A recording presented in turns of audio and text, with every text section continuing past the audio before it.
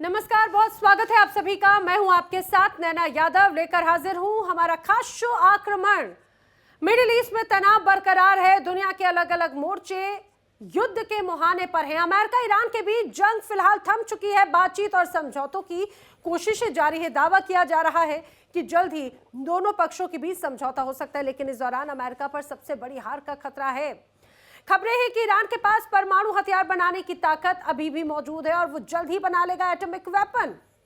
ऐसे में ऐसा अगर होता है तो ट्रंप अमेरिका के सबसे नाकाम राष्ट्रपति बन सकते हैं। आखिर कैसे, बताएंगे। साथ ही बात करेंगे अमेरिका और ईरान के बीच तनाव को कम करने की कोशिशें किस रूप में की जा रही हैं, बताएंगे। और इन सब के बीच में हॉर्मुज पर अमेरिका की नाकेबंदी अभी भी जारी है।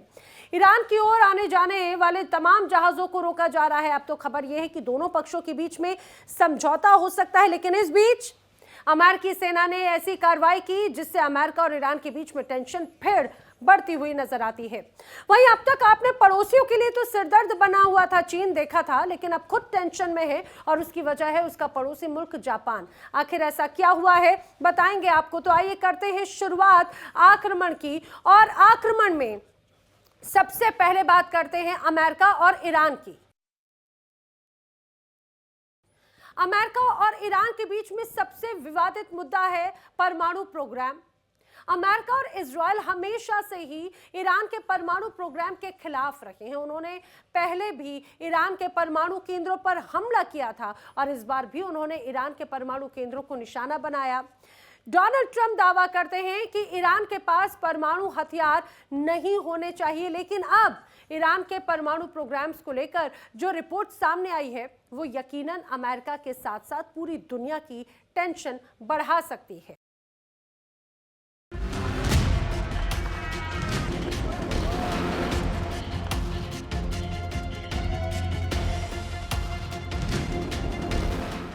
अमेरिका और इजरायल ने ईरान के परमाणु कार्यक्रम का विरोध किया, ईरान के न्यूक्लियर सेंटर्स को दहलाया। अमेरिका और इजरायल का दावा है कि ईरान के पास एटॉमिक हथियार नहीं होने चाहिए। हालांकि ईरान हमेशा से ही कहता रहा है कि उसका परमाणु प्रोग्राम शांतिपूर्ण कार्यों के लिए है। अब ईरान के परमाणु कार्यक्रम को लेकर पश्चिमी मीडिया में एक रिपोर्ट सामने आई है, जिसने अमेरिकी खुफिया एजेंसियों के हवाले से कहा गया कि जंग से ईरान के परमाणु कार्यक्रम पर ज्यादा असर नहीं पड़ा। दावा किया जा रहा है कि अगर ईरान चाहे तो वो 9 से 12 महीने में परमाणु हथियार बना सकता है।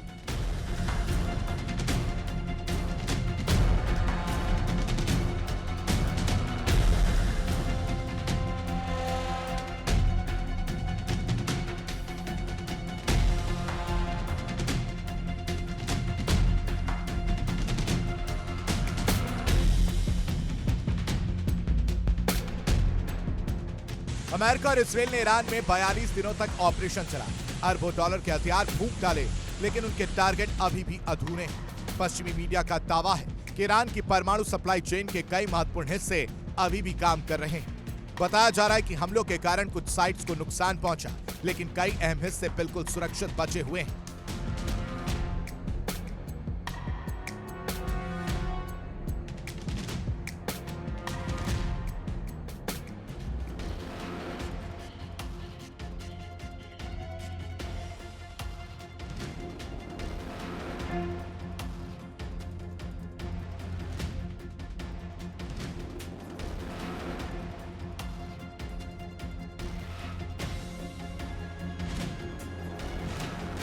रिपोर्ट में जिक्र किया गया है कि ईरान का हाईली एनरिच्ड यूरेनियम पूरी तरह से सुरक्षित है। दरअसल IAEA का दावा है कि ईरान के पास करीब 60% तक संवर्धित 440 किलोग्राम यूरेनियम है, जिसे अमेरिका हासिल करना चाहता है, जबकि ईरान उसे छोड़ने को तैयार नहीं है।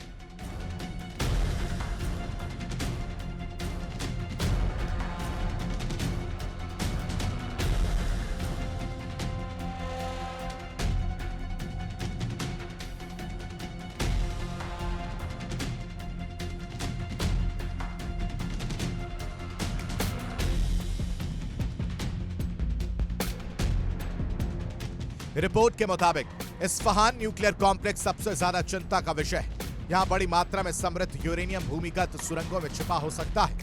दावा किया जा रहा है कि हमले से ठीक पहले ट्रकों में नीले कंटेनर सुरंगों के अंदर ले जाए गए थे। माना जा रहा है कि उनमें यूरेनियम हो सकता है। पश्चिमी मीडिया के मुताबिक ईरान को परमाणु बम बनाने में अभी भी 9 महीने से 1 साल का समय लग सकता है। नतांज, फोर्दो और इस्फहान पर हमलों के बावजूद यह समय सीमा पिछले साल जितनी ही बनी हुई है।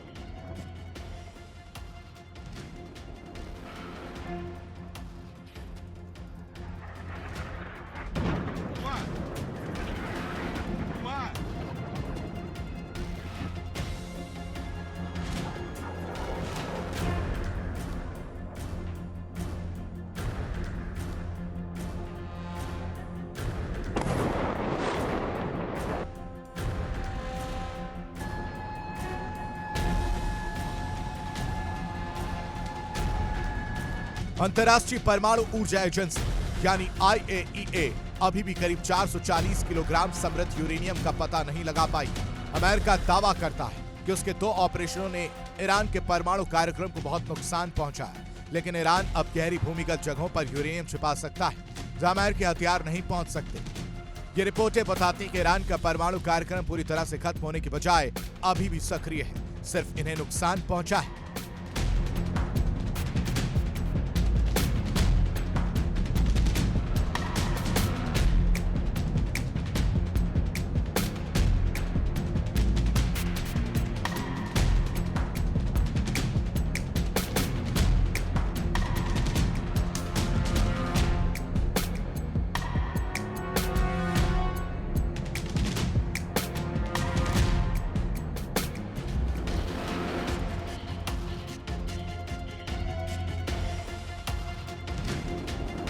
अगर ईरान का परमाणु कार्यक्रम अभी भी सुरक्षित है तो इसका सीधा सा मतलब हो सकता है कि अमेरिका के ऑपरेशन एपिक फ्यूरी और ईरान का ऑपरेशन रोरिंग लॉयन का कोई फायदा नहीं हुआ।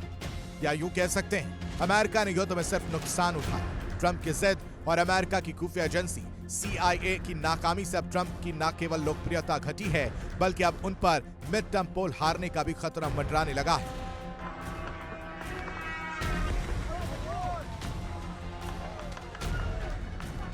Bureau report, India tele.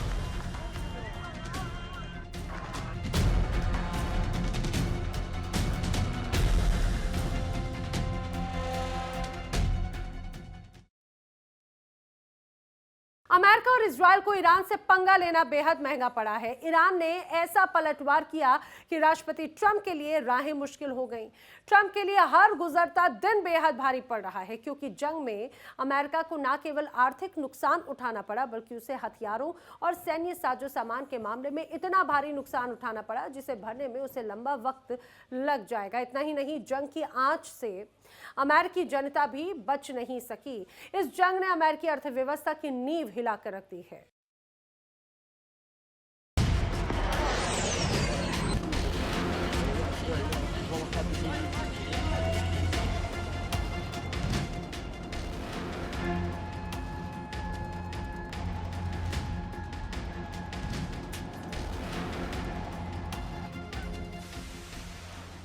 Iran के साथ युद्ध की जिद अमेरिका पर पड़ रही है भारी।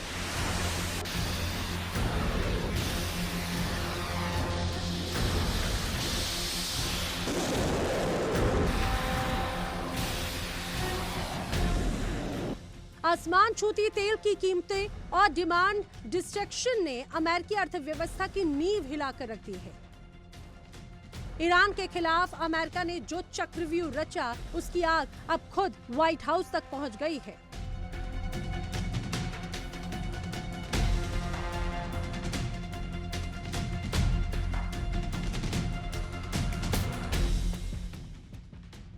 पश्चिमी मीडिया की रिपोर्ट के अनुसार अमेरिका में जबरदस्त डिमांड डिस्ट्रक्शन उभर कर सामने आ रहा है, यानी इसे अमेरिका के पतन की आहट माना जा सकता है।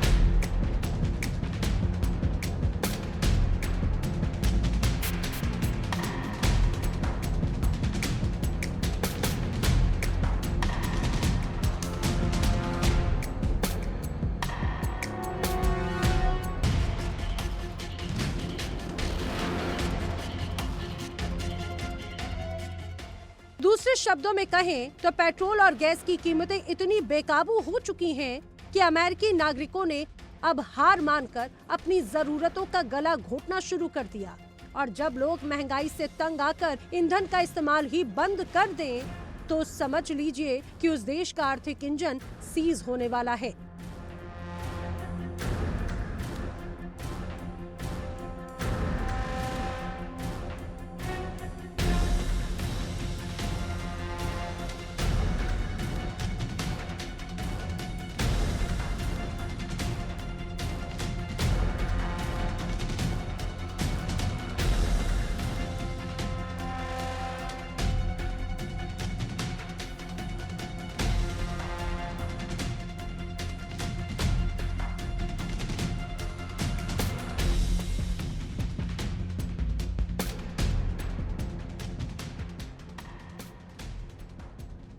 आम अमेरिकी की मेहनत की कमाई और टैक्स की बचत अब विकास के काम नहीं आ रही, बल्कि तेल के भारी भरकम बिल चुकाने में जा रही है।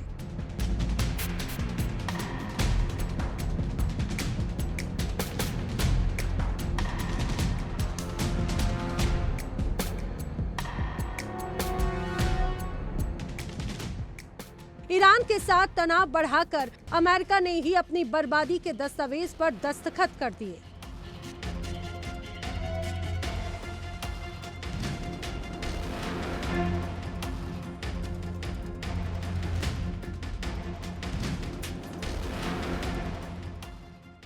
ईंधन की बढ़ती कीमतें और हर अमेरिकी परिवार के लिए एक अनचाहे वॉरटेक्स की तरह ही है। और जब पैसा ईंधन में जा रहा हो तो लोग फ्रीज, कार, वॉशिंग मशीन जैसी चीजों से मुंह मोड़ रहे हैं, जिससे कंपनियों का मुनाफा भी गिर रहा है। खबरों के अनुसार सेल्स घटने और माल ढुलाई महंगे होने की वजह से अमेरिकी कंपनियां बड़े पैमाने पर छटनी कर रही हैं।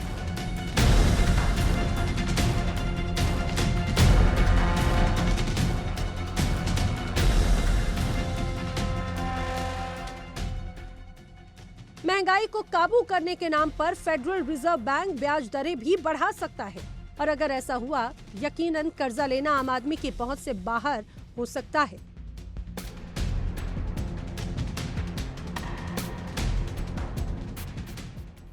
एक्सपर्ट्स की माने तो ट्रंप की युद्ध वाली नीति ने लोगों के जीने का ढंग बदल दिया। लोग अब मजबूरन पेट्रोल गाड़ियां छोड़कर घरों में कैद होकर वर्क फ्रॉम होम तलाश रहे हैं।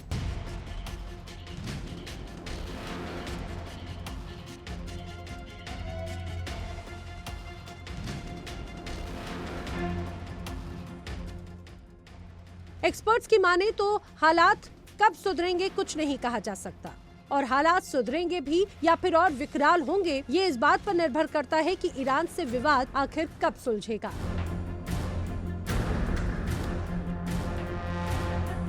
Bureau report, India daily. America और ईरान के बीच एक और समझौते की बात चल रही है। जंग थमने के आसार नजर आ रहे हैं, हॉर्मुज़ खुलने की उम्मीद जाग रही है, तो वहीं दूसरी ओर अमेरिका की नाकेबंदी जारी है। और इस दौरान अमेरिकी सेना ने एक ऐसी कार्रवाई की जिससे दोनों देशों के बीच में तनाव बढ़ने की आशंका बढ़ गई है।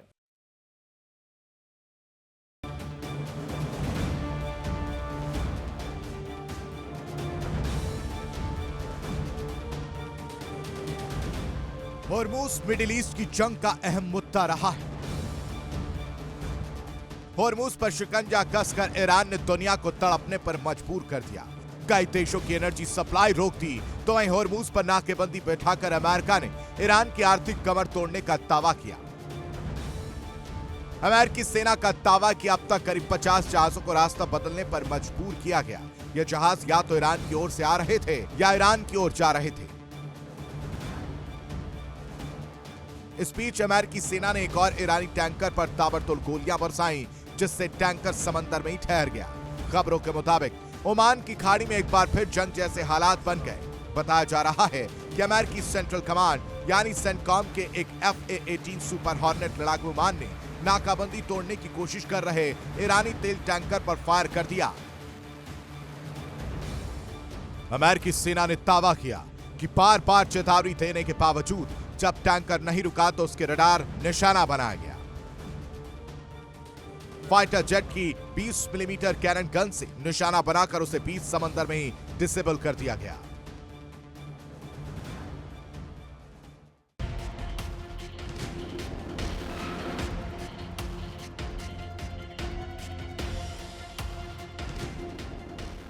घटना ओमान की खाड़ी में हुई। सेंटकॉम के मुताबिक F-18 super hornet fighter jet ने ईरान के झंडे वाले एक तेल टैंकर पर फायरिंग की और उसे बीच समंदर में डिसेबल कर दिया। आरोप है कि टैंकर ने ईरानी बंदरगाहों पर लगी अमेरिकी ब्लॉकेड को तोड़ने की कोशिश की। अमेरिकी सेना का दावा कि उन्होंने टैंकर को बार बार चेतावनी दी कि वो नाकेबंदी के आदेश का उल्लंघन कर रहा है, लेकिन जहाज के क्रू ने चेतावनियों को पूरी तरह नजरअंदाज कर दिया और जब टैंकर नहीं रुका तो अमेरिकी नौसेना फाइटर जेट ने मोर्चा संभाला।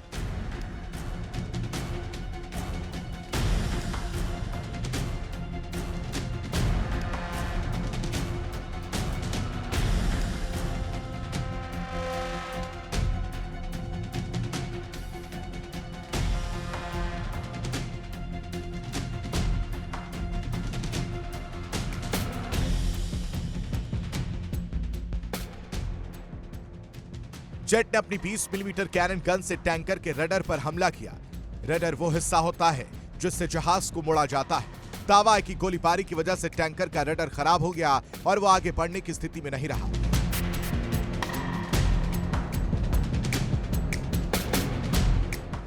इस बार अमेरिकी सेना ने टैंकर को डुबोने की बजाय सिर्फ उसके रडर को निशाना बनाया, जिसे डिसेबलिंग फायर कहा जाता है।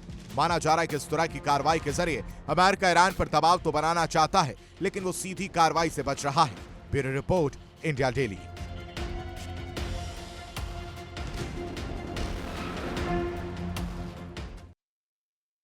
क्या अमेरिका का सबसे बड़ा सुपर पावर होने का दावा सिर्फ एक दिखावा है?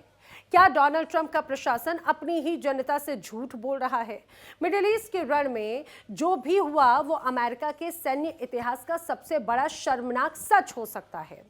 65 साल पुराने ईरान के बूढ़े शेर यानी F-5 फाइटर जेट ने अमेरिकी हवाई सुरक्षा को ऐसे चकमा दिया कि पेंटागन की नींव तक हिल गई। ट्रंप दावा करते रहे हैं कि ईरान खत्म हो चुका है और उनके पास सब कुछ है, लेकिन हकीकत तो कुछ और है। रिपोर्ट में हम खुलासा करेंगे उस सफेद झूठ का जिसे छिपाने के लिए अमेरिका आज भी एड़ी चोटी का जोर लगा रहा है। क्या वाकई में अमेरिका के 13 सैनिक मारे गए और 400 घायल हुए? क्या वाकई में $5 अरब का नुकसान हुआ?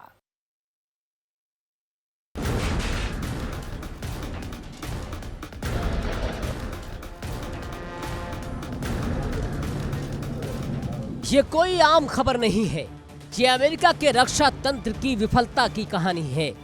मीडिया रिपोर्ट्स ने वाशिंगटन की पोल खोल दी है। जिस F-5 लड़ाकू विमान को अमेरिका ने खुद दशकों पहले ईरान को दिया था, आज उसी विमान ने अमेरिकी सुरक्षा घेरे को भेद कर कुवैत में तबाही मचा दी है।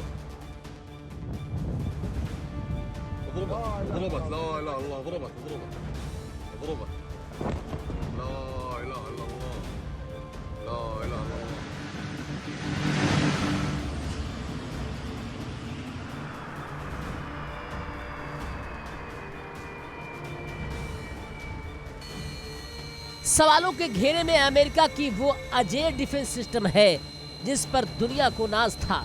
कई सालों में ये पहली बार हुआ है कि किसी दुश्मन के फिक्स्ड विंग विमान ने अमेरिकी अड्डे को निशाना बनाया और अमेरिका को खबर तक नहीं हुई। ईरान ने दिखा दिया कि तकनीक पुरानी हो सकती है, लेकिन इरादे अगर मजबूत हो तो सुपर पावर का गुरूर भी खाक में मिलाया जा सकता है।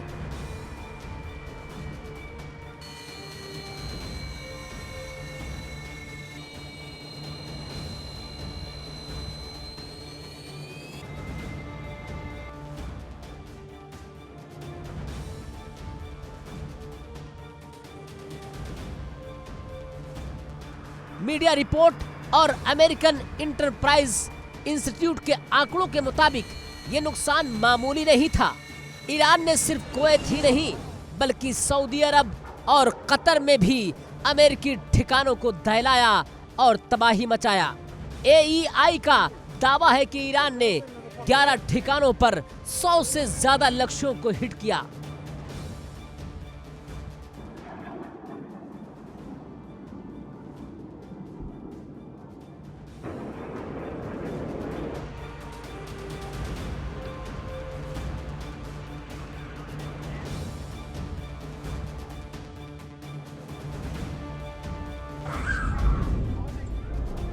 वो आंकड़े जो ट्रंप प्रशासन को चुभ रहे हैं, उसमें 5 अरब डॉलर से ज्यादा की संपत्ति स्वाहा हो गई। 13 अमेरिकी सैनिकों की मौत की पुष्टि हुई। 400 से ज्यादा सैनिक अस्पताल में भर्ती हुए। पेंटागन ने इन आंकड़ों पर चुप्पी साध रखी है। ट्रंप बार बार कह रहे हैं कि ईरान पूरी तरह तबाह हो चुका है, लेकिन ये आंकड़े बताते हैं कि तबाही असल में अमेरिका के खेमे में मची है।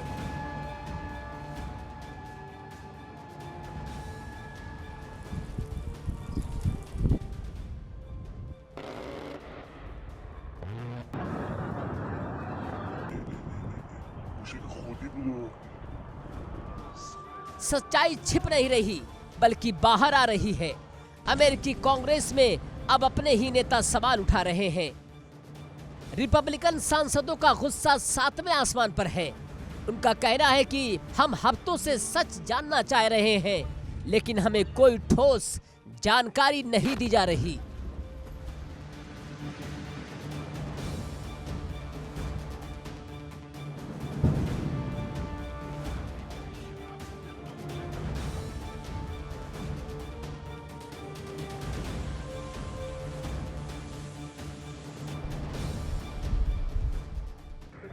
हैरानी की बात यह है कि एक तरफ अमेरिका अपना नुकसान छिपा रहा है, तो दूसरी तरफ पेंटागन रिकॉर्ड तोड़ बजट की मांग कर रहा है। सवाल यह है कि अगर ईरान तबाह हो चुका है, तो फिर इतना विशाल बजट किसके लिए? क्या ये पैसा अपनी हार को छिपाने के लिए खर्च किया जा रहा है? यही वो अनसुलझे सवाल है जो ट्रंप की शांति वार्ता की पोल खोल रहे हैं।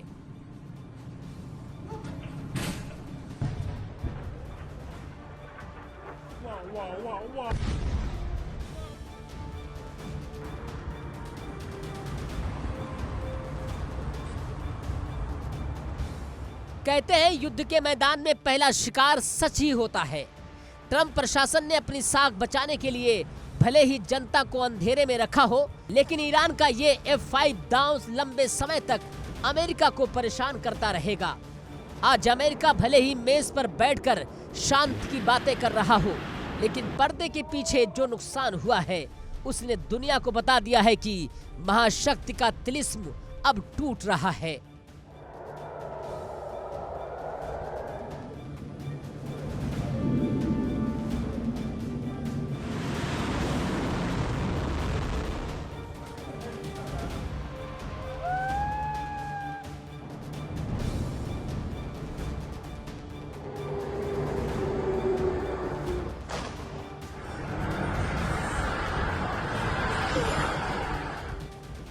Bureau report, India daily.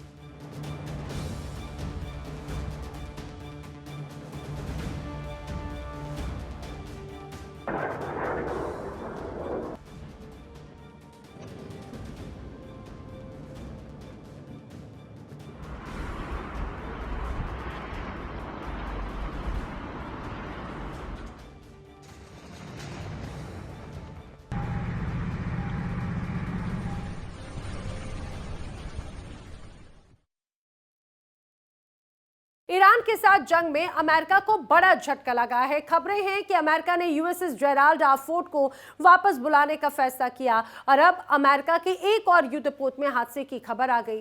सवाल ये कि ये वास्तव में हादसा है या फिर किसी बड़ी साजिश का छोटा सा हिस्सा, जिसमें अमेरिका के दुश्मन मुल्क भी शामिल हैं।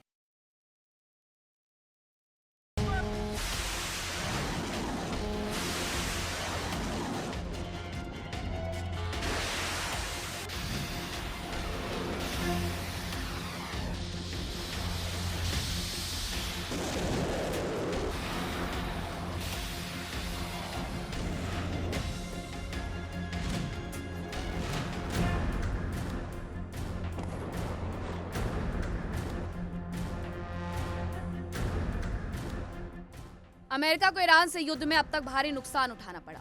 अरबों रुपए के सैन्य उपकरण खाक हो गए और सबसे बड़ा नुकसान अमेरिका की सुपर पावर की छवि को हुआ।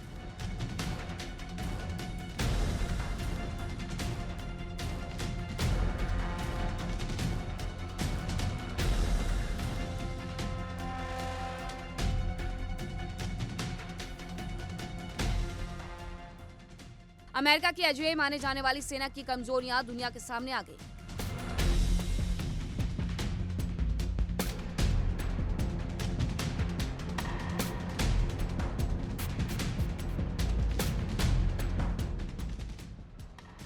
अमेरिका के 3 युद्धपोत हादसों का शिकार हो चुके हैं। लिहाजा उन घटनाओं में साजिश का एंगल भी सामने आया।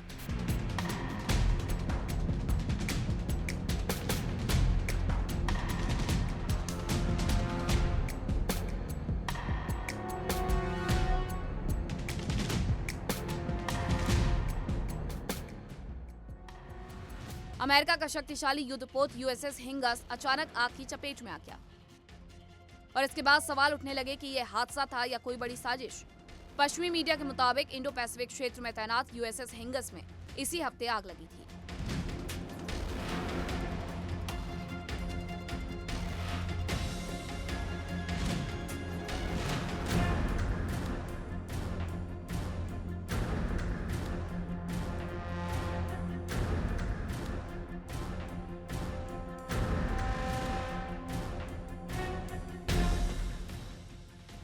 रिपोर्ट्स में दावा किया गया कि ये जहाज अमेरिका की इंडो पैसिफिक कमांड का हिस्सा है और एशियाई जल क्षेत्र में मौजूद थे।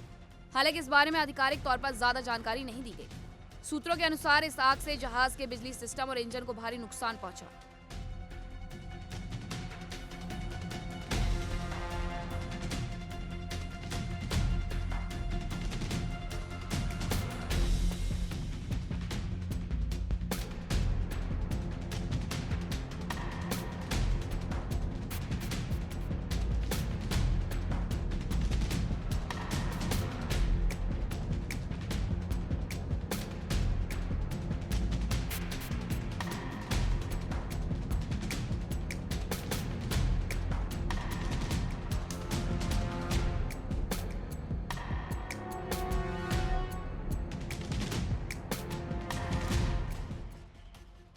खबर मिली कि हादसे के बाद यूएसएस हिंगस बीच समंदर में ही ठप हो गया। हादसे की वजह से जहाज का बिजली और प्रोपल्शन सिस्टम पूरी तरीके से बंद हो गया। हालांकि नुकसान कितना बड़ा है और जहाज को ठीक होने में कितना वक्त लगेगा, इस पर अभी तक कोई आधिकारिक जानकारी सामने नहीं आई।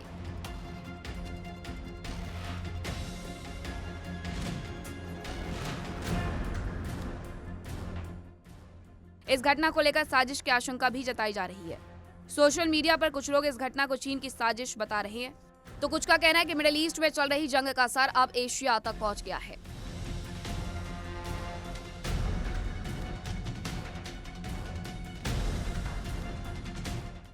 शक इसलिए भी गहरा गया क्योंकि पिछले महीने ही अमेरिका के 2 और बड़े युद्धपोत यूएसएस ड्वाइट डी आइजनहावर और यूएसएस जेराल्ड आर फोर्ड में भी आग लगने की जानकारी मिली थी।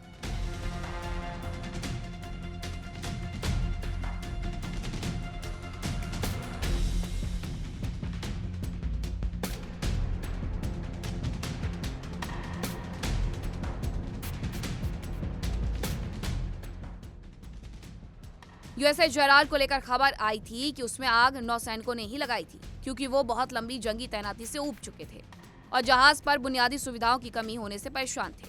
हालांकि अमेरिका ने उन खबरों को बेबुनियाद करार दिया और जहाज को मेंटेनेंस के लिए वापस भेजा।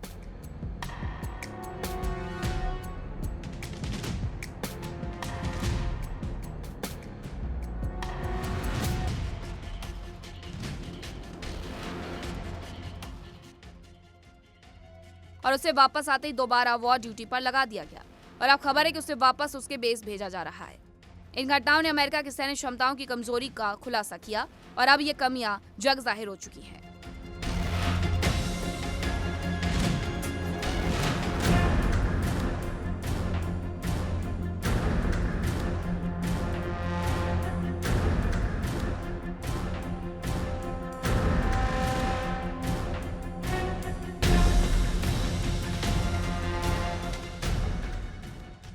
जाहिर है कि ऐसी खबरें अमेरिका के लिए भविष्य में मुसीबत और उसके दुश्मनों के लिए फायदेमंद हो सकती हैं। Bureau report, India daily.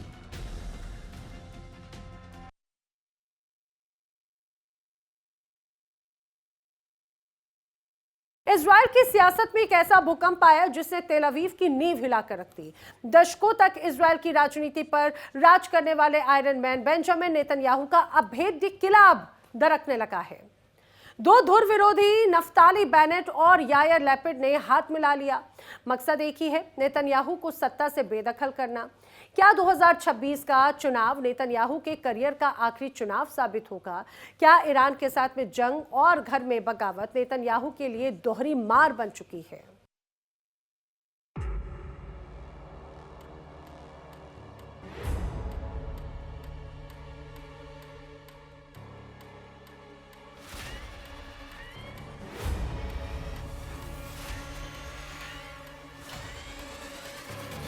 Israel की राजनीति में पिछला दिन किसी धमाके से कम नहीं रहा। जिन नफ्ताली बेनेट और यायर लैपिड को एक दूसरे की शक्ल देखना पसंद नहीं था, आज वो एक मंच पर है।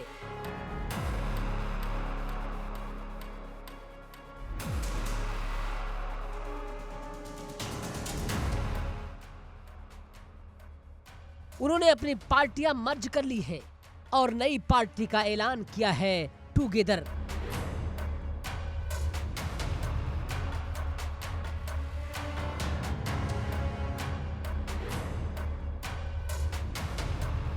एक तरफ बेनेट है जो कट्टर दक्षिणपंथी विचारधारा रखते हैं, दूसरी तरफ लैपिड है जो उदारवादी और सेकुलर सोच के झंडा बरदार हैं।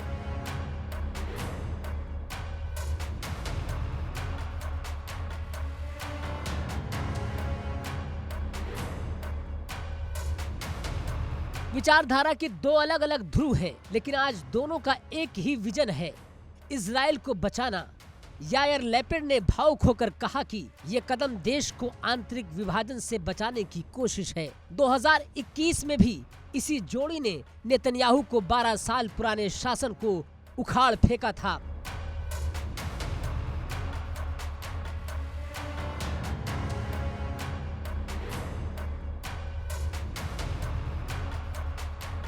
एक बार फिर वो इतिहास दोहराने की तैयारी में हैं।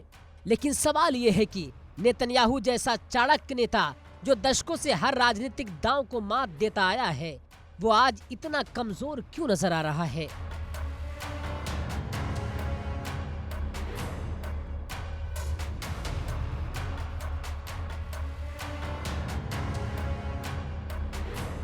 नेतन्याहू के लिए 2026 की जंग करो या मरो की स्थिति है। 2023 के हमलों के बाद से उनकी मिस्टर सिक्योरिटी वाली छवि तार तार हो चुकी है।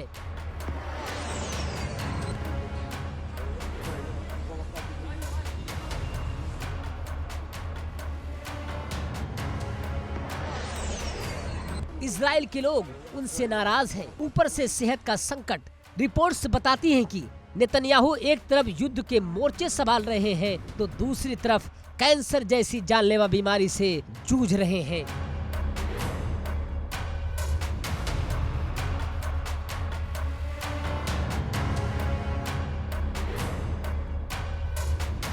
हालिया सर्वे किसी भी स्थिति में नेतन्याहू की जीत का इशारा नहीं कर रहे हैं। इजराइल की जनता अब बदलाव चाहती है। जो नेतन्याहू कभी अपराजय माने जाते थे, आज वो अपने ही घर में घिरते जा रहे हैं। टुगेदर पार्टी का उदय उनके लिए किसी बुरे सपने जैसा है।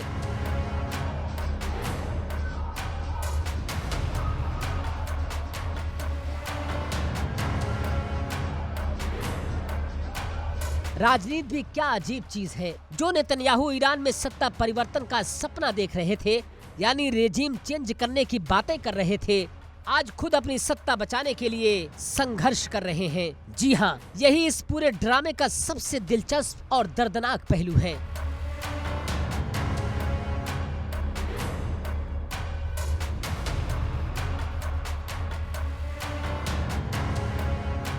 नेतन्याहू ईरान को चुनौती दे रहे थे, तेहरान को बदलने की बातें कर रहे थे, लेकिन खुद इजराइल की कुर्सी हिली है। ईरान के साथ छिड़ी जंग ने इजराइल की इकोनॉमी और सुरक्षा दोनों पर सवाल खड़े कर दिए हैं।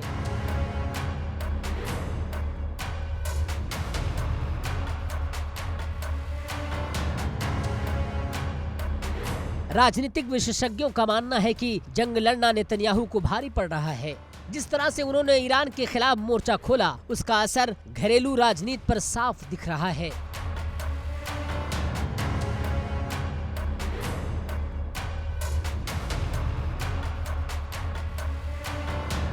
जनता महंगाई और सुरक्षा के नाम पर अब नेतन्याहू से सवाल कर रही है।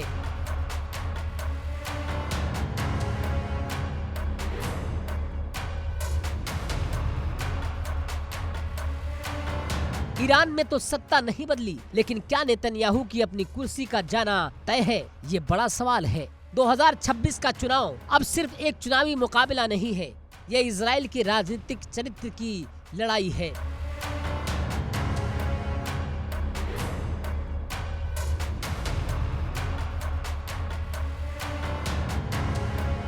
क्या नेतन्याहू का युग वाकई खत्म हो गया है या फिर टुगेदर पार्टी का गठबंधन महज एक और अस्थायी कोशिश बनकर रह जाएगा?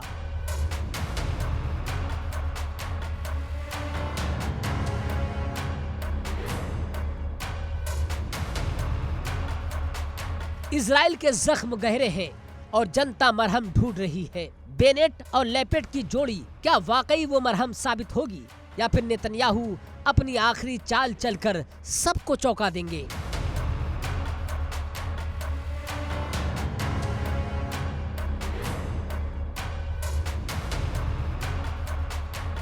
दुनिया की नजरें अब इजराइल की सियासत पर टिकी हैं। Bureau report, India daily.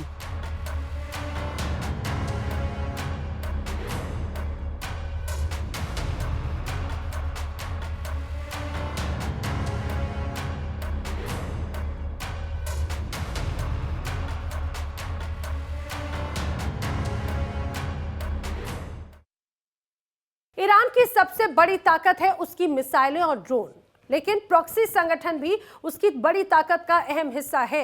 Iran के लिए उसके प्रॉक्सी संगठन कितने मायने रखते हैं, इसका अंदाजा इस बात से लगाया जा सकता है कि ईरान वार्ता की टेबल पर तब तक नहीं आया जब तक अमेरिका और इजराइल के ईरान पर हमले नहीं थमे। साथ ही लेबनान में भी सीजफायर का ऐलान नहीं हो गया। ईरान के प्रॉक्सी संगठन अक्सर पड़ोसी मुल्कों के लिए सिरदर्द साबित होते रहे हैं। हालांकि ईरान ने कभी प्रॉक्सी संगठनों को सपोर्ट करने का खुलकर ऐलान नहीं किया, लेकिन उसने इन संगठनों का सपोर्ट रोका भी नहीं। और अब तो यूरोप में भी यहूदी संगठनों पर हमलों ने नए संगठन पर ईरान का प्रॉक्सी होने के शक को पुख्ता कर दिया है।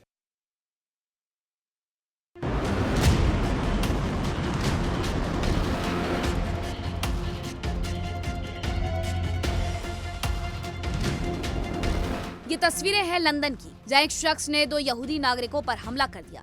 ये हमला इतना भीषण था कि एक शख्स को गंभीर स्थिति में अस्पताल में भर्ती करवाना पड़ा। इस हमले के मामले में एक नए संगठन हरकत अशाब अल यमीन अल इस्लामिया का नाम सामने आ रहा है। पश्चिमी मीडिया में आई खबरों के अनुसार हरकत अशाब संगठन का मकसद यहूदियों में खौफ फैलाना है और अब इसके लिए हाइब्रिड वॉर की शुरुआत की गई।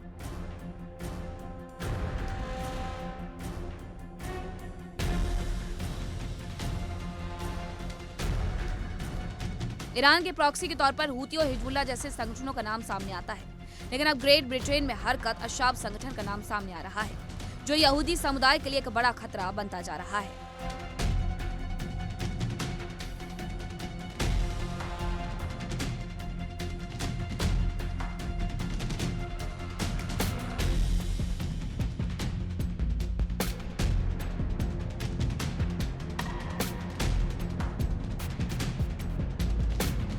रिपोर्ट्स के अनुसार हरकत अशाब संगठन यूरोप में एक्टिव है और इसका मकसद यहूदियों में डर फैलाना है। इसके लिए ये पूरे यूरोप में छोटे छोटे हमले को अंजाम दे रहा है।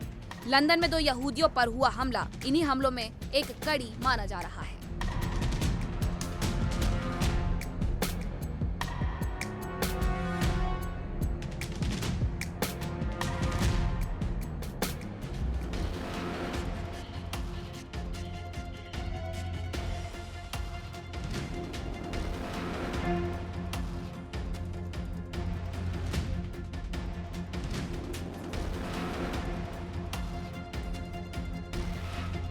बताया जा रहा है कि हरकत अशाब अल यमीन अल इस्लामिया संगठन के बारे में मार्च 2026 में पहली बार जानकारी सामने आई थी। यह संगठन यूरोप में ऑनलाइन माध्यमों से अपने मकसद को अंजाम दे रहा है। हालांकि अब तक इस संगठन को ईरान का समर्थन हासिल है या नहीं, इस बारे में पुख्ता जानकारी नहीं मिल पाई। दावा किया जा रहा है कि हरकत अशाब संगठन ने बेल्जियम और लंदन में यहूदियों के खिलाफ हमले को अंजाम दिया।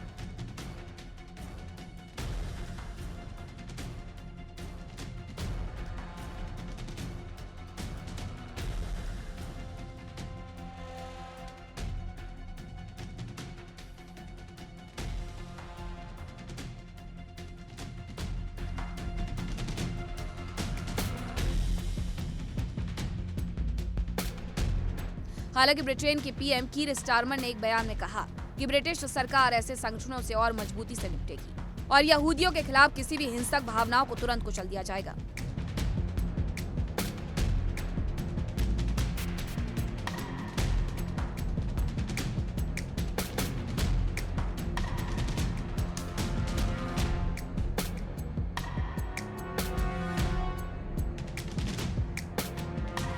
ईरान के प्रॉक्सी संगठनों में सबसे बड़ा नाम हिजबुल्लाह का आता है। ये संगठन लेबनान में सक्रिय है।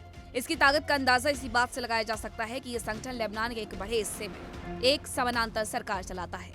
हिजबुल्लाह के वरिष्ठ नेता लेबनान की संसद के सदस्य भी हैं। हिजबुल्लाह के अलावा यमन में मौजूद हूती भी ईरान की ही प्रॉक्सी है। हूती का खतरा कितना बड़ा है, इसका अंदाजा इसी बात से लगाया जा सकता है कि हूती के दम पर ही ईरान ने दुनिया के एक बड़े व्यापारिक रूट यानी बाब अल मंडेब को ब्लॉक करने की धमकी दी थी। हूती लड़ाके बाब अल मंडेब से गुजरने वाले जहाजों पर हमले करते रहते हैं।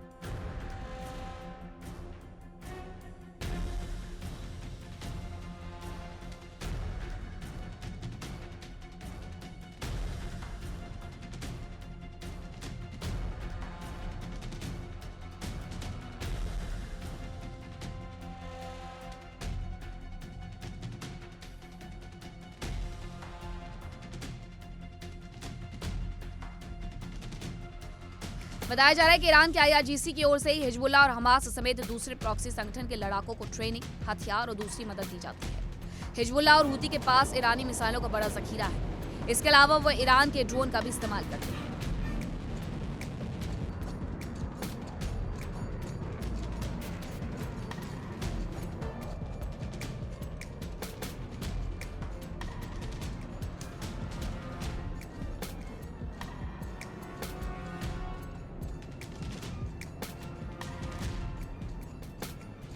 ईरान के प्रॉक्सी संगठनों की लिस्ट में एक और नाम यानी हरकत अशाब अल यमीन अल इस्लामिया का भी जुड़ता दिख रहा है। अगर ऐसा है तो यकीनन ये खबर दुनिया के लिए बेहद खतरनाक साबित हो सकती है। Bureau report, India daily.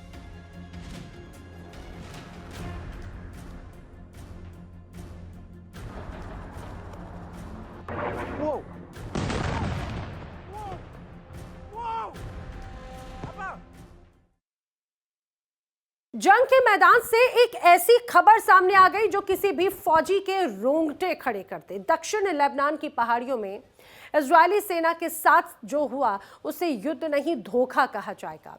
एक टैंक फंसा, रेस्क्यू करने के लिए टीम पहुंचे और तभी हिजबुल्लाह ने आसमान से बरसा दी मौत। रेस्क्यू ऑपरेशन के दौरान ड्रोन अटैक, ये कायरता है या हिजबुल्लाह की नई टेरर टैक्टिक्स? इजरायली सेना का हेलीकॉप्टर ऊपर मंडरा रहा था और नीचे धमाकों से जमीन कांप रही थी। एक सैनिक मारा गया, कई जख्मी हो गए। देखिए रिपोर्ट।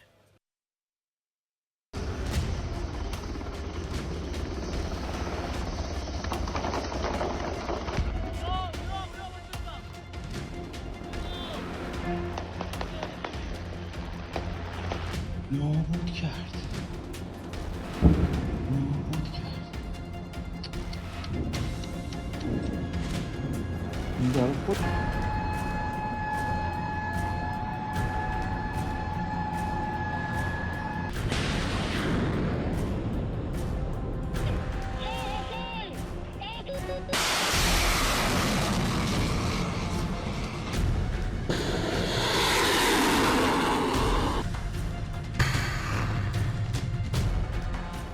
दक्षिण लेबनान का तैबेह इलाका, इजरायली सेना की 77वीं बटालियन अपना काम कर रही थी।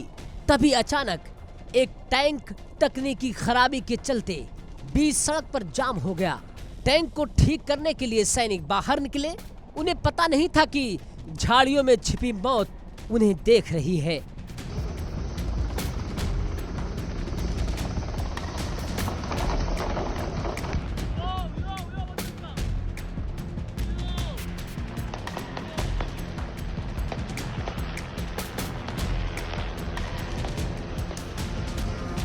हिजबुल्लाह ने इसी पल का इंतजार किया था। जैसे ही सैनिक टैंक के पास पहुंचे, आसमान से एक FPV ड्रोन बिजली की गति से आया और सीधे सैनिकों के झुंड के बीच फट गया। धमाका इतना जोरदार था कि चीख पुकार मच गई। ये कोई संयोग नहीं था, ये घात लगाकर किया गया एक खौफनाक हमला था।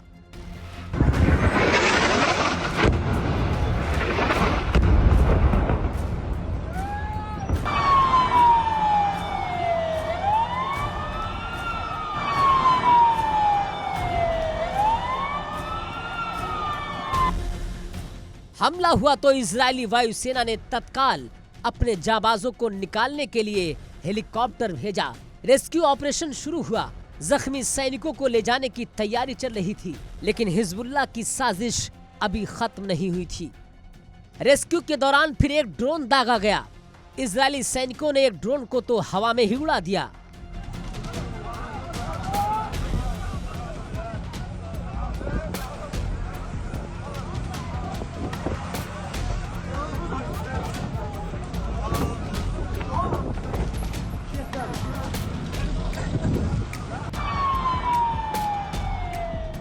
लेकिन दूसरा सीधे हेलीकॉप्टर और सैनिकों की करीब जाकर फटा।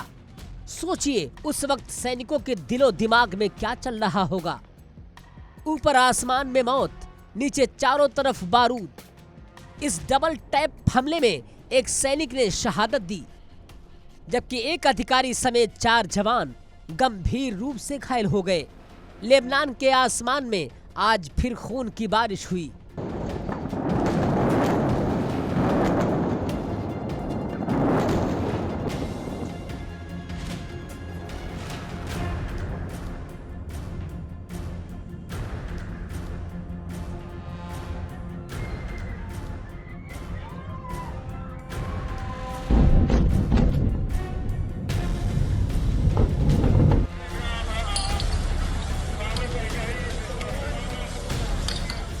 सवाल यह है कि हिजबुल्लाह के पास इतने सटीक मारक क्षमता आई कहां से। जानकार बताते हैं कि हिजबुल्लाह अब ऐसे FPV ड्रोन्स का इस्तेमाल कर रहा है जो आम ड्रोन से बिल्कुल अलग हैं। ये ड्रोन्स फाइबर ऑप्टिक केबल से जुड़े होते हैं, यानी इन्हें कोई इलेक्ट्रॉनिक जैमर रोक नहीं सकता।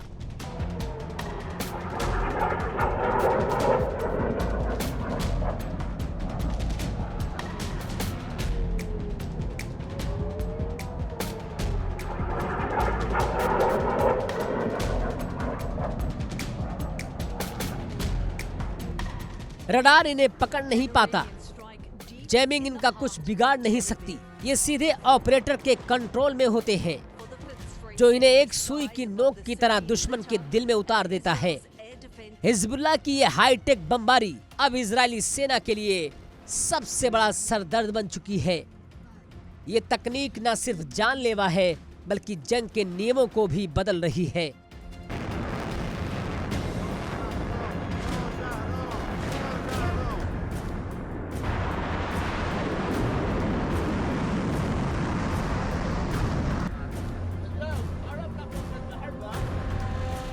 इजराइल और लेबनान के बीच संघर्ष विराम की बातें हो रही थी, लेकिन जमीनी हकीकत कुछ और है।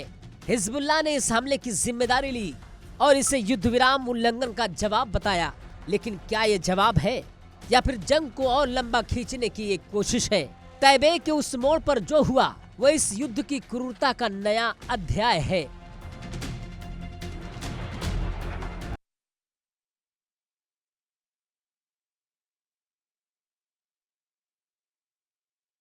आइए बात करते हैं पूर्वी एशिया में बढ़ते तनाव की। एक और चीन सुपर पावर बनने की राह में तेजी से दौड़ रहा है, जो पड़ोसियों को टेंशन में डालने के लिए उनकी सीमा में घुसपैठ समेत कोई भी कदम उठाने से पीछे नहीं हटता। लेकिन अब एक और पड़ोसी मुल्क जापान ने ऐसा कदम उठा दिया जो चीन के लिए टेंशन बढ़ा रहा है। जापान और फिलीपींस की सेना ने संयुक्त सैन्य अभ्यास किया और इस दौरान दक्षिण चीन सागर में मिसाइलें दाग दी गई। देखिए एक रिपोर्ट।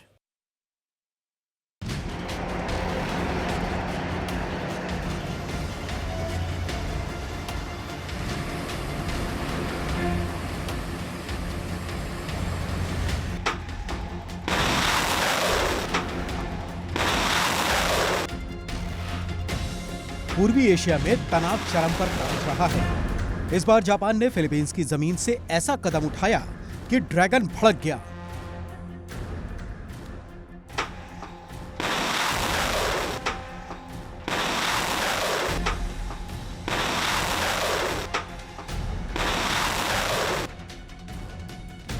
खास बात यह है कि उनके इस कदम में अमेरिका भी साथ रहा। साउथ चाइना सी के पास जापान ने अमेरिका और फिलीपींस के साथ मिलकर टाइप 88 एंटी शिप मिसाइल दागी और एक जहाज को निशाना बनाया।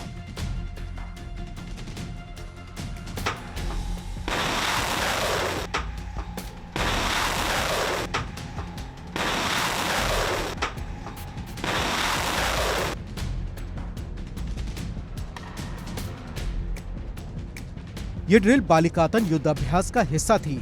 जापान के इस कदम को चीन के लिए सीधा संदेश कहा गया। माना जा रहा है कि जापान और फिलीपींस के बीच रक्षा सहयोग भी तेजी से बढ़ रहा है।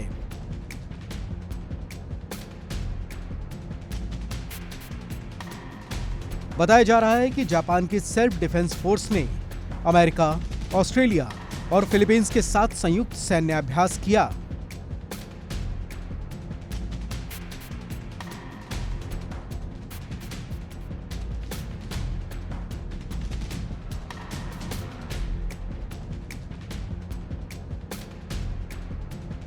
इस बालिकातन सैन्याभ्यास के दौरान टाइप 88 एंटी शिप मिसाइल दागी गई, जिसने कुछ ही समय में एक पुराने युद्धपोत को निशाना बनाकर उसे तबाह कर दिया। इसे सीधे तौर पर चीन के लिए चेतावनी माना जा रहा है।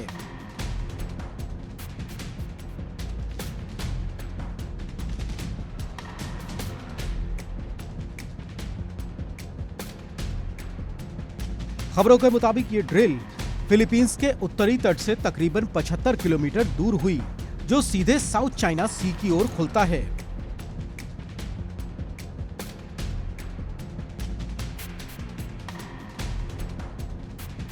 इस पूरी कवायद को सिर्फ एक सैन्य अभ्यास से आगे बढ़कर चीन के लिए चेतावनी माना जा रहा है, क्योंकि जिस इलाके में ये ड्रिल हुई उसी इलाके पर चीन लंबे समय से अपना दावा करता रहा है।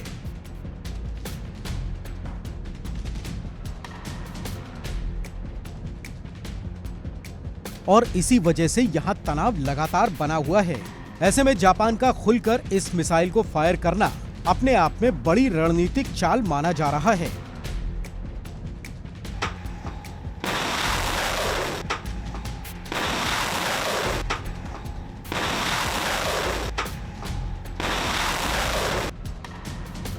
अभ्यास के दौरान जापान ने 2 बार मिसाइल दागी और दोनों ही बार निशाना सटीक बैठा।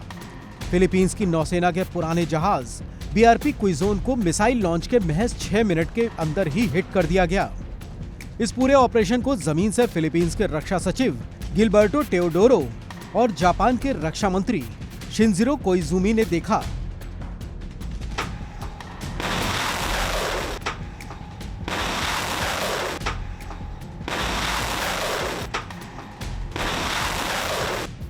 जबकि फिलीपींस के राष्ट्रपति फर्डिनैंड मार्कोस जूनियर ने इसे राजधानी मनीला से लाइव देखा। खबरों के मुताबिक जापान और फिलीपींस के बीच रक्षा सहयोग तेजी से बढ़ रहा है।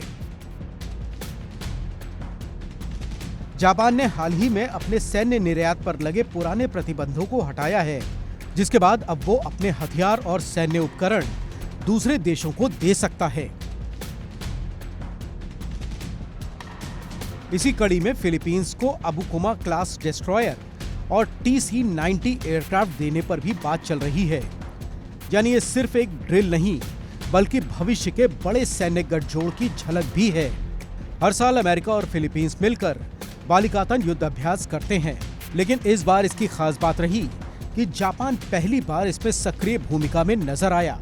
उसके साथ ही कनाडा, फ्रांस और न्यूजीलैंड जैसे देश भी जुड़े, जिससे साफ है कि फिलीपींस अपने सुरक्षा नेटवर्क को तेजी से मजबूत कर रहा है। मिसाइल लॉन्च को चीन ने 80 साल में पहली बार विदेश में ऑफेंसिव मिसाइल टेस्ट बताते हुए कड़ी प्रतिक्रिया दी। चीन ने सीधे तौर पर जापान पर नए सैन्यवाद को बढ़ावा देने का आरोप लगाया और कहा कि इससे पूरे क्षेत्र की स्थिरता को खतरा पैदा हो रहा है। चीन के विदेश मंत्रालय के प्रवक्ता लिन जियान ने कहा कि ये कदम जापान की रक्षात्मक नीति में बड़ा बदलाव है। चीन के मुताबिक जापान अपनी पुरानी सैन्य नीतियों की ओर लौट रहा है और ये एशिया के लिए अच्छे संकेत नहीं हैं।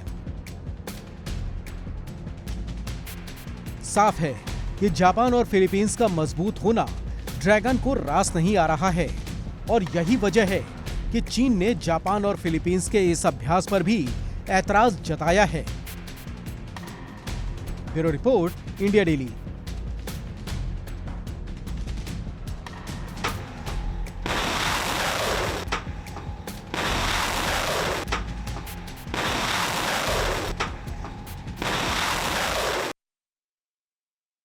आज आज आक्रमण में फिलहाल इतना ही, लेकिन देश दुनिया की तमाम खबरें इंडिया डेली 24/7 पर आगे भी जारी है।